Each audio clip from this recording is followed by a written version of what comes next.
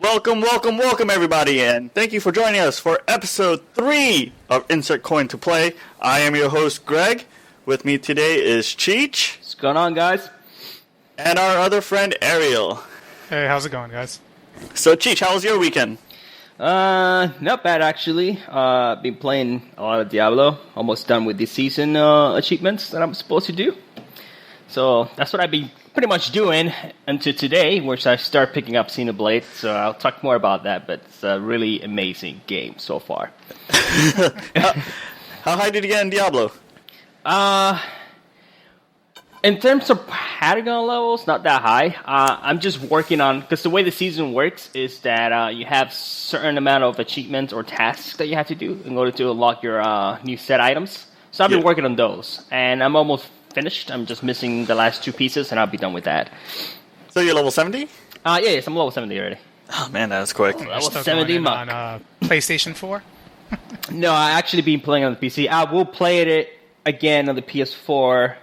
I might do a different class than I never played before, so I'll probably do like a Demon Hunter or not Demon Hunter. Damn, the Warlock class. Well, yeah, the Witch Doctor. The Witch Doctor. Or are you talking about Sorceress? No, the Witch Doctor. I have a Sorceress already. Okay. Oh man, you know what? I was telling Cheech and I was telling our other friend Tom that I was like, oh, season 5's coming out. You know, let me get ready. I'm gonna play it on PS4. Because then I wanted to do the seasons on PC, so, you know, just to get re-familiar with everything. Mm-hmm. And I played a good amount of the PS4 that I'm like, I don't need to play Season 5 anymore. I was like, I kind of burned myself out already. On Diablo? Yeah, on Diablo, on the console. And I was like, alright, you know what, I'm good.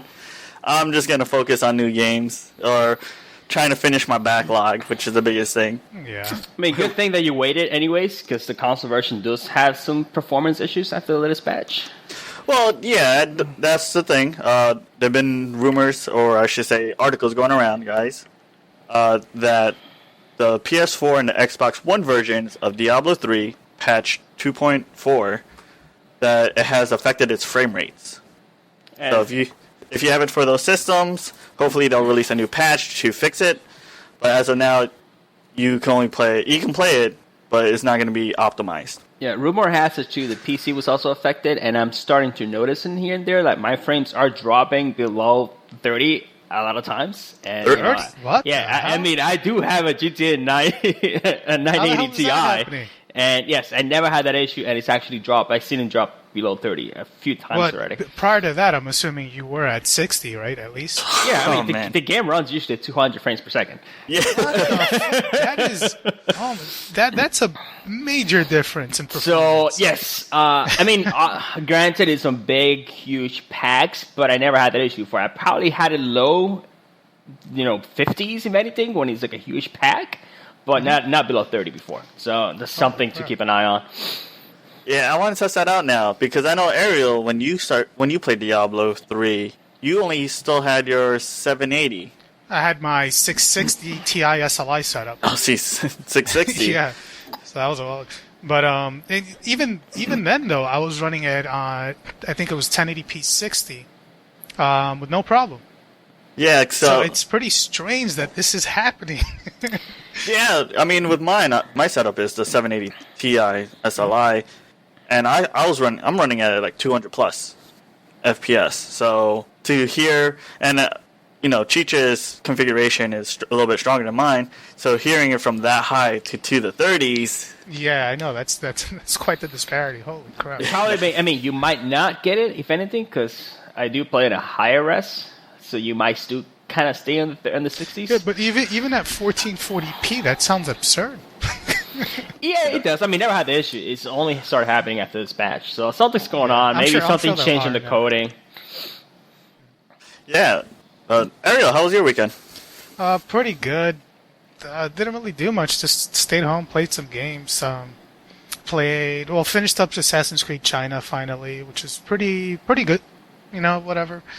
Again, if you're into AC and you're looking for another one, you can definitely jump into that or India and enjoy them equally. Now, both of them are kind of average games, 2.5D side-scroller, and for anyone who hasn't played them, you probably would enjoy them. They're pretty short. I'd say they're At most, you're probably going to spend like 5-6 hours depending on your pacing while you play. But they're fun for like let's say a weekend game or something like that. Just don't expect the second coming, you know. That's only okay. So it's only 4 or 5 hours. Yeah, it's fairly short. You can get it done in either in an evening or after. I don't know. You sit down, a few hours later, you're done. Yeah, that's not bad. Pretty much. Yeah, that's not bad considering. I'm interested now. It's $10. You know, it's a pretty decent price for what you're getting. It's fun in what it does. But aside from that, I also checked out Dragon's Dogma, Dark Arisen on PC. Which boy was I having fun with that while I was playing it. I never played in the past, so. Going into that, not knowing what to expect, I was pleasantly surprised by what it had to offer. I mean, it's a little barren in the open world, but when you get things going, it's a lot of fun. Oh, did you climb on any of the monsters yet? I did. There was like this Hydra, I think it was, or like a snake, a 3-headed snake. Was there a Cyclops? There was like a Cyclops. Yeah. There's a Cyclops. So, what I didn't know, though, and I saw later on in the videos that apparently you can continue to climb up these creatures or monsters to different levels. You know, I thought it was just as soon as you climb on, just start whacking at whatever point you're at, but apparently you continue to climb up to their head and stuff. I had no idea, because the game doesn't really do a good job at explaining certain things. So, you could just kind of play it and figure it out as you go. But I was definitely enjoying that game a lot. Oh man, yeah, the Cyclops is the only one that I can remember off the top of my head right now, is where you can climb up his leg and then you can get to the back of his head, I believe. Mm-hmm. Like that's the furthest point. So yeah, like you were saying, you can climb up more, but yeah, they don't explain it. They actually don't explain too much in that whole world. And aside from that, just to top it up, I did quite a bit of gaming this week, and I was proud of myself. Or how much I got completed, I should say. But aside from that, I played episode 3. I thought I was on 4, but I was actually on 3 of Life is Strange and finished that up. And oh boy, was that awesome. That was good? Yeah. Cheech, you finished it, right? No. I only played it on PS3 and I just couldn't get over.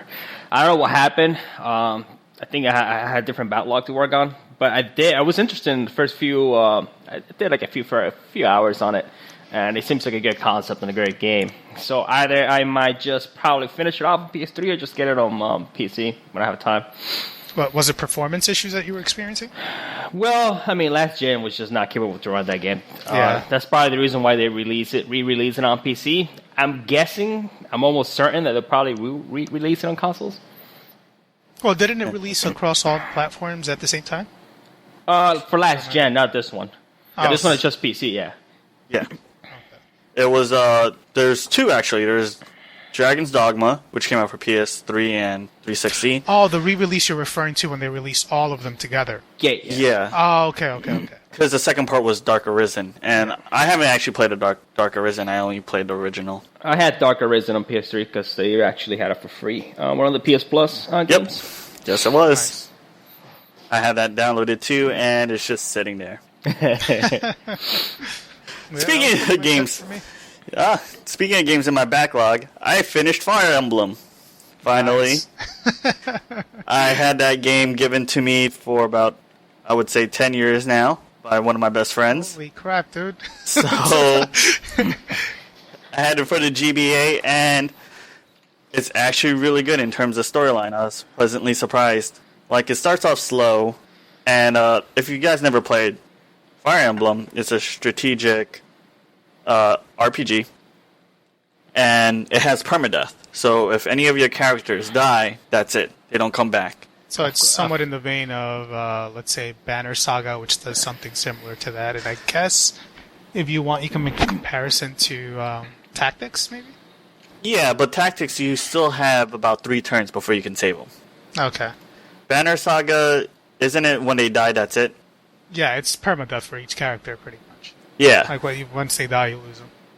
So, if you can say that Banner Saga got its influence from Fire Emblem, since Fire Emblem's been around. Yeah. It came out later. Yeah. But it was good. And surprise at the end is you find out the origins of one of the characters who is in Smash Brothers. And I was like, yeah. Roy Marth? No spoilers, Greg. No spoilers. I don't want to give it away. But he was in the first Smash Brothers, and he's in the Smash Brothers now. So they're all in the same Smash So Brothers. this is we're talking about the first Fire Emblem release. The first American, I believe. Oh, okay. Because when I was looking it up there, there's a couple. So the next one is actually going to talk about more of that character. Sweet. I've never actually played any Fire Emblem game. They always look cool, but usually they're on the handheld units, so I've never really gotten around to them. Yeah. Today you told us your only handheld unit is your phone? Android. Android. I mean, they're getting out there. The most I played on that thing too is freaking Fallout Shelter and I don't know, freaking Hitman Go. That's that's the extent of my gaming on Android. You got Punch Club now. Go get Punch Club. That's pretty cool. How'd you feel about the game overall? Fire Emblem? Yeah. Oh, I thought it was great, actually. With the ending, how it ended, it makes me want to buy the next one and continue the storyline, because they are interconnecting between Fire Emblem and the next one's called Shadow Dragon. Mm-hmm. So they are interconnected in terms of storyline. It's not the same people, but it is the same lineage. Oh, that's the only way I can say it. Okay. Without trying to spoil anything. I'm pretty sure I played one of the old ones before. I just can't remember. Like, it's been so long. And then the other game I've been playing this weekend is Oxenfree. Which I actually picked that up also. No, I haven't played it as much as you have, though. It seems like you've put in a bit more time into it. How are you liking it so far? Yeah, I would say I put about 3 hours. From what I hear, this game in itself is about 4.5. And I thought it's pretty good. There is a bunch of surprises, which actually made me want to keep on playing. And if I really wanted to compare it to another game, I really can't. It is story-driven. But I guess in terms of like horror or scariness, I want to say Until Dawn, but it's not. Mm-hmm. Just because Until Dawn is like rated R. And Oxenfree is something like Goosebumps. So, but it's story driven. I mean, that was one of the things about Until Dawn, is just that you wanted to continue to see what happened to the characters. And Oxenfree, you want to continue because you want to see the background of the character you're playing and what's going to happen at the end. See, yeah. I'm really interested in getting into it. I mean, when I do, hopefully after that Dragon Cancer, which I'm at the end of, and also I don't even know what game I'm going to move on to next, but I definitely want to get into Oxenfree. The aesthetic of that game is very nice. And from the little portion that I got to play, it seemed like a cool concept in the way in which they deliver the options to, I guess, further discuss with people or whatever it is, or talk to your companions. Instead of just presenting a button, it becomes a speech bubble, and each bubble is color-coded according to the controller. Let's say you're playing on the controller and so on. So it's pretty dynamic in the way that they do that. It's pretty cool. It was interesting, and the little radio mechanic that they have in place also seems pretty interesting. So hopefully I enjoy it. Yeah. I don't know if you knew this, but that Dragon Cancer is actually based on a true story. Well, yeah, I mean, I did play a little bit of it. Not a little. I put in a little bit of time into that one. Probably under an hour, along the half-hour mark. Whew. But what do you think so far? There's a lot to be said about that game. All right, since you're the only one who played it, and I gave my thoughts last week saying how I prefer a comedy over something as dramatic as this. What's your thoughts? Now, it's pretty complicated, right? Because it's getting pretty decent scores. I believe IGN gave it an 8. And other sites are kind of providing pretty reasonable reviews based on the experience. And if you were to rate this game, I would say on the experience that it provides, I could see why it's getting what it's getting. But at the same time, from what I've played of it, I feel like it's misleading to give that game any score at all. And a lot of that is mostly due to the fact that it's highly a narrative and not so much a game, which is fine. It pushes the medium forward in terms of entertainment and what we can do with gaming, so I definitely appreciate it for that. But to be quite honest, when I went in there, I didn't really know what to expect. I didn't do much research aside from the fact that I knew it was based on a true story and a family coping with cancer and so on. But it's not so much the gravity of the story, but more or less how little control you have over it, right? So it doesn't really feel like a game. Even walking in itself, you don't do yourself. You kind of aim the camera and then you press A and you'll start walking forward. So you don't even press the analog stick forward for you to walk. So it's very limiting in what you can actually do. Okay, That's why I was pretty conflicted with how I felt about this game. I'm like, am I even playing this right now? It's very narrative driven, and the story is. I think it's something that everybody should kind of check out at least just to see what it is. The only thing there though is the price, right? It's $15 for the experience that they're presenting, and although it's strong, I feel like it could deal with a bit of a price cut on that because with how I felt with the gameplay overall or the reviews I should say, being a little bit misleading. Because there's some people who are probably going to look at the score before they do any reading and be like, oh, okay, it seems like it's getting good reviews. Let me just buy it and see how it turns out. Then they're going to play it and be like, what the hell is this? And maybe that's a problem on the side of the consumer for not doing their own research. That's why I think it would have been better without reviewing it. And just leave it as an open dialogue for people, like to present to people what it is and see if it's something they'd check out instead of presenting at this 8 or whatever score it's getting. Yeah, I don't think that game. Huh? Yeah, I don't think that game would have deserved, or it was kind of like a candidate for a number review there. Yeah. Yeah. So wait, all right. Have you ever played Metal Gear Solid 4? I have, yes. Okay, have you beaten Metal Gear Solid 4? Yes, I have. Okay, so I'm going to ask you this question. Okay. You said that there's a little bit of gameplay. So is this game more like Metal Gear Solid 4 the movie, or like Heavy Rain or Two Souls? Because you played Two Souls, I know that. Yeah, I practically played every David Cage game. But, so it's less control than Two Souls. If you're going based on the fact that Metal Gear Solid 4 has a lot of cutscenes, which it does, and I'm fine with that because that's the type of Metal Gear I like. I like that exposition along with the gameplay elements that it provides. Because when you're playing, you're having fun, and then when the cutscenes come around, it adds to the story that you've been following for years, right? If you're a fan of the series. Whereas with this, it's like, here's the story. Imagine, I want to compare it to, those picture books? Like those picture book stories that you read as a kid that have like the fold out pictures. Yes. Whatever, and it adds like this 3D element to it. Yeah. I want to compare it to that. Like it's a story that's being told, right, through the eyes of this family that was going through something really bad. And, like that book, the most control you have in the story that's being told to you is, flipping that page and, possibly looking at the front and back of that fold out, like cutout or whatever it is. You really don't have much control in what you can do. So pretty much you just paid $15 for just a story. For the story more or less, and just for the experience. It's an interesting experience. It's very sad, the story. Yeah, I mean, it pretty much tells you the story on how family cope with like cancer and crap.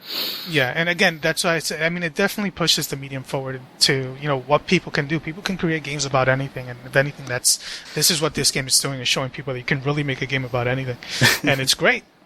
But at the same time, when you think of it as a game, I don't really feel like it was much of one. See, it's probably similar to like one of those visual novels that you can buy on Steam or something like that, with slightly more control in what you can do, but not very much. You just thinking about how you were explaining it to me, and just thinking about like the past. Back in the late 90s, there used to be these movie theaters.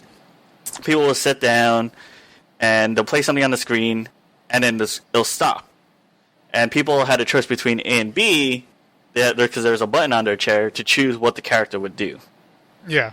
So the way you explain how that cancer, or that dragon cancer is, seems like it's going to be something like that, where you just press one button and then you just continue watching. Pretty much. That's essentially what it is. Really, your button is A, or X, whatever controller you're using. You use that button to walk forward, to press a button on a cell phone, To do anything, it's A. Then to move, all you're doing is moving the camera. You can't do anything but move the camera with the analog stick, and that's it. So it's very minimal control, and you don't even necessarily have options like that. At least you're presented an option should you do this or that in the theater that you mentioned. With this, there's no options, and it's understandable because, again, it's a narrative. They're telling a story. So, so long as, I guess, if you're going into it knowing that, then you're fine. You're going to experience something interesting. It's very different, very artistic in the way that they deliver that story. But again, if you go in there not knowing any of this, you're going to be highly disappointed and possibly even be upset at the fact that you just spent $15 on what you thought was going to be a game, like, a full-fledged, traditional game, let's say. So proceed with caution, or, read a little about what it is before you commit the $15 to the game. Yeah, because that doesn't seem like it's actually a game. I think you put it perfectly where it's more like a book. Compared to another game that you actually got me for Christmas, Her Story, that actually uses some thought, and you have to, you have to think about her interview and think about the keywords that you need to pull out to actually continue with the interview. See, because that game it's also highly story-based. It's narrative-driven. So, but the difference there is that you're essentially playing the role of the detective, which is what makes it really cool. Yeah. Right? You have to uncover everything that took place and everything that occurred and so on. But with this game, you're just being given the story. And again, that's fine because there's other games that do similar things, even though there's, you have some sort of control over it, like Beyond Two Souls, which you mentioned, or any other Quantic Dream game do similar things like that, or even the games that we play today with Telltale, right? They provide minimal control over what you can actually do, but they're still fun because of the story nature and, just the fact that you do have some choice in there. But with this, there's very little choice, there's very little control, and it's more or less just sit back and, kind of move the camera a little bit, go here, and do, press a button to get something going, and that's about it. So, I guess you could say it's a point-and-click story, with very minimal point-and-click. Or a visual novel, which I know they have those games for Vita. Because even with the Telltale games, there are certain things like if you do something a certain way, that character might not be in the next scene. Yeah. And this one is just I can press A and here's the next scene. But again, like the interesting thing about this game is the fact that while you're in there, you're interested. You're really interested in what's going on because you get a clear, or what seems to be a clear look into what these people were going through throughout that whole experience with their son. So it delivers it in a pretty powerful way because just being in the home and seeing just the expression on the dad's face throughout things, they deliver that story pretty well. So again, it's a pretty good experience. But if you're looking for a game out of that, like again, a traditional game, definitely do a little reading before you do so. Okay. Well, speaking of new releases, there's actually a couple this week, and some retail ones, that have been finally coming out. Resident Evil HD Remastered, which has Resident Evil 0 and the original Resident Evil Remastered, has come out for both PC, PS4, and Xbox One. Or I should say, and you were thinking about getting Resident Evil 0, right, Ariel? I was. I'm still on the fence about it. I may check it out on the sale. I was actually going to go in at the $20. But after seeing the reviews, not that I let a review guide me, but it seems to be kind of all over the place with how people are receiving that game. Yeah, see? Yeah. You want to weigh in on this on Cheech, or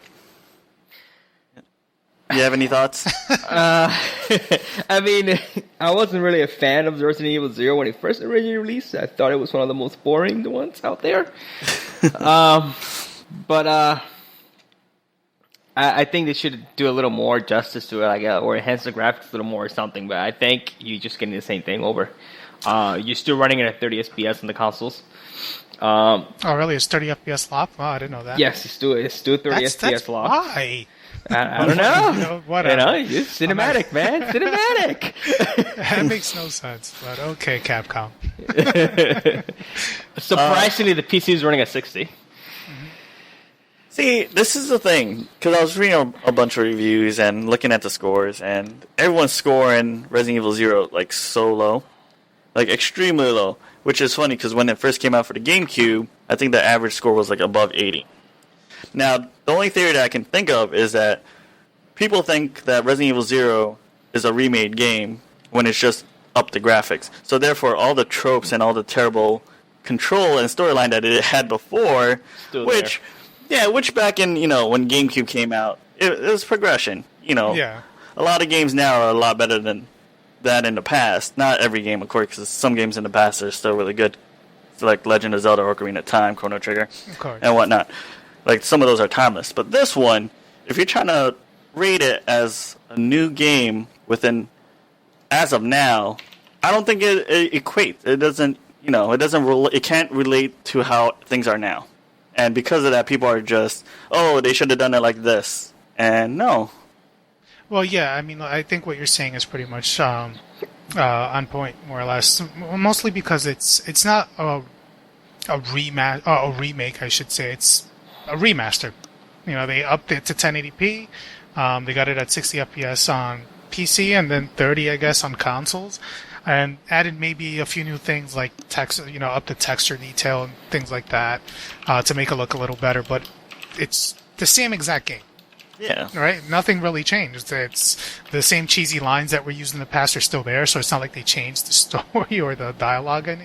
So it's pretty much the same game. If you liked it in the past and were a fan of Zero, I would think, if you want a more polished version of it, then by all means. But it seemed like like Cheech mentioned, when Zero came out, people were kind of up two sides on that one, because there was the camp that didn't like it at all, and then there were people who enjoyed it. So I think it's a lot of the same here. Yeah. And I don't know. I'm just happy that they re-released it just because I do have it for the GameCube. Never played it for the GameCube. Really? And it's part of my backlog. 10-year backlog. And it shall still be in your backlog. No. Since I picked this up, and I actually did pick it up for the PS4, it came in today. I'll play it sometime this weekend, hopefully, after I'm done with Oxenfree. I mean, I'm pretty sure you won't go anywhere with this weekend with the snowstorm coming. Yeah, I heard about that. I was just like, snowstorm. It's like, what? Best part, supposedly it's on Saturday or the weekend. Yeah, it's still a possibility, but, it's out there.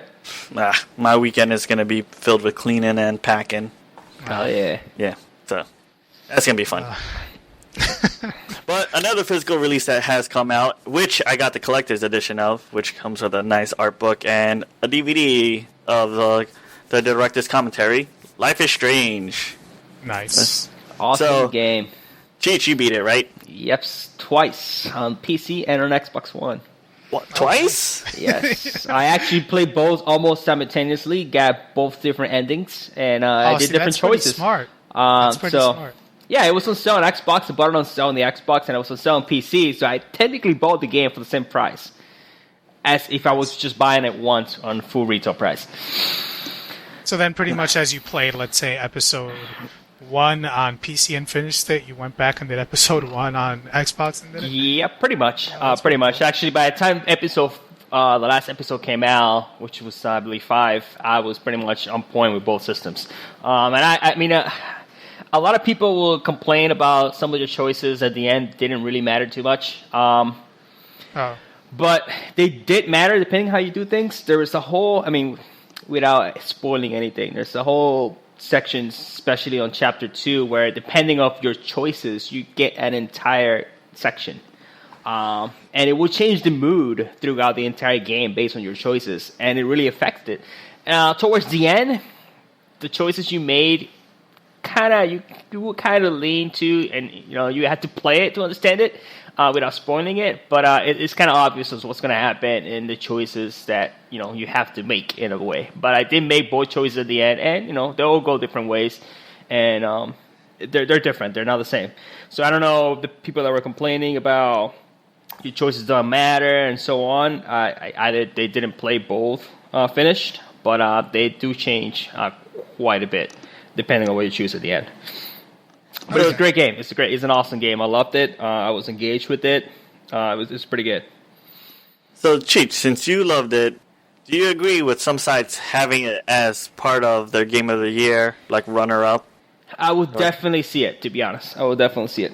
So you would agree with that? Yeah, I would agree with that. I mean, I'm usually not a fan of these type of game where like they tell games and tell the stories, things like that. But I enjoyed this one, and it's really good. Ever since the first episode, I saw it, I played it. I played the little trial they gave you for the Xbox, and I was like, you know what, I'm digging this, and I bought it right away.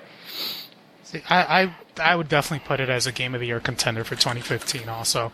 Unfortunately, it didn't make it on many people's lists, I guess, possibly because it's an episodic game.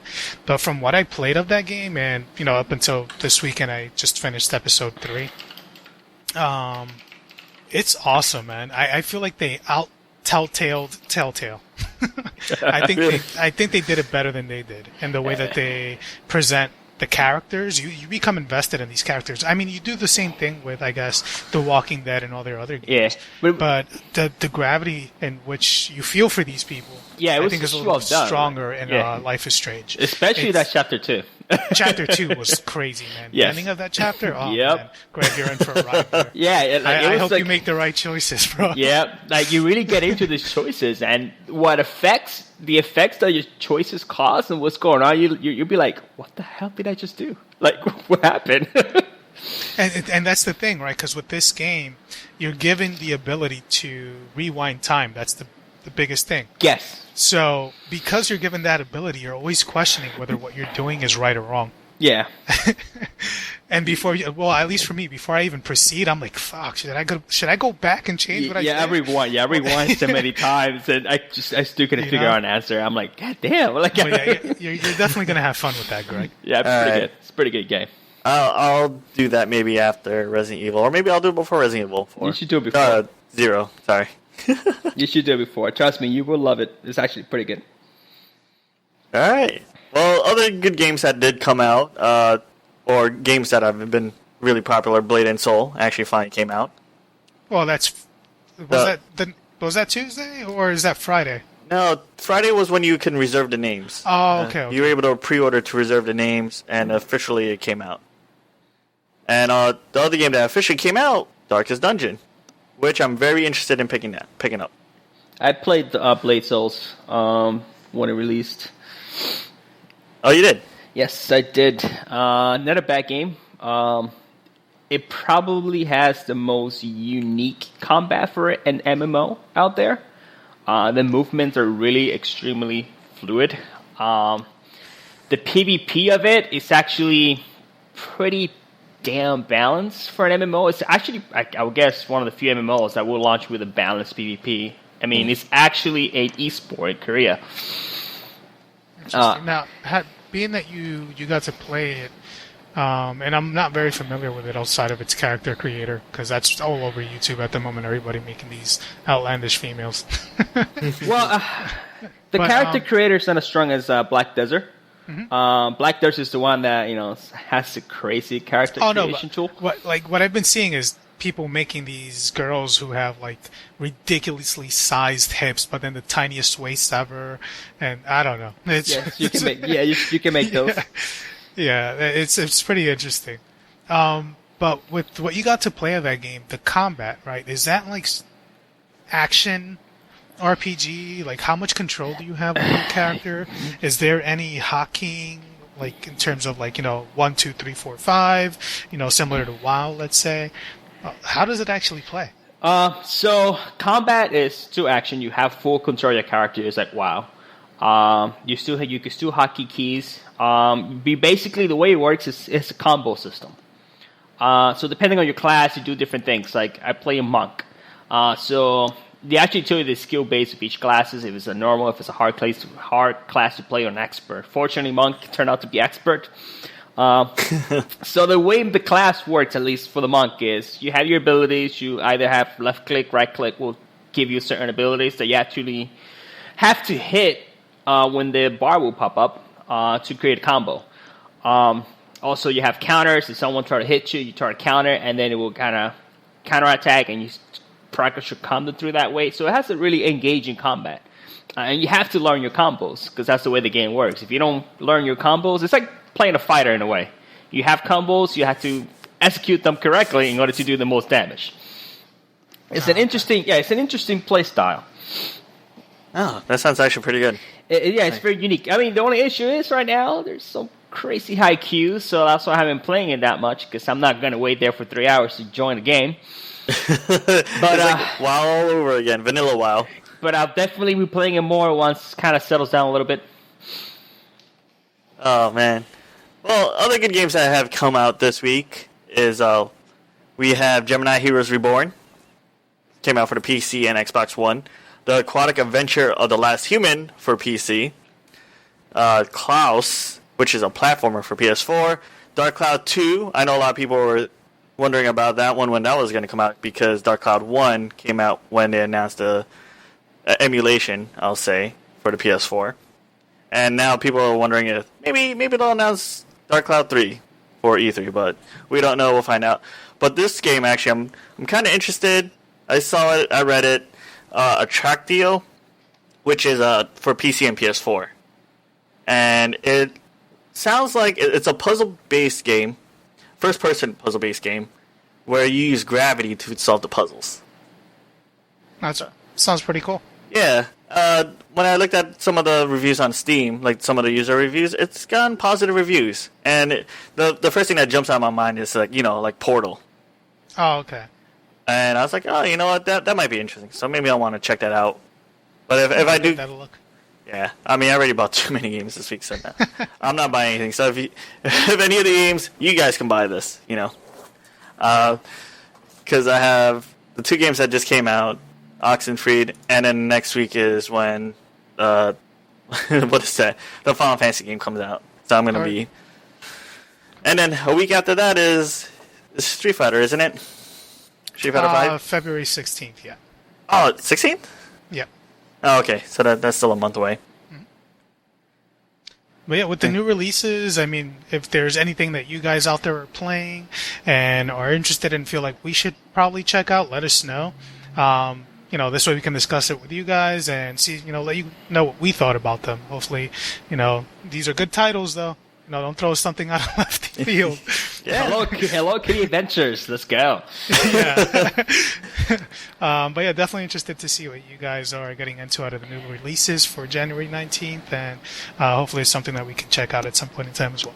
Yeah, you can always reach us at insertcointp@gmail.com.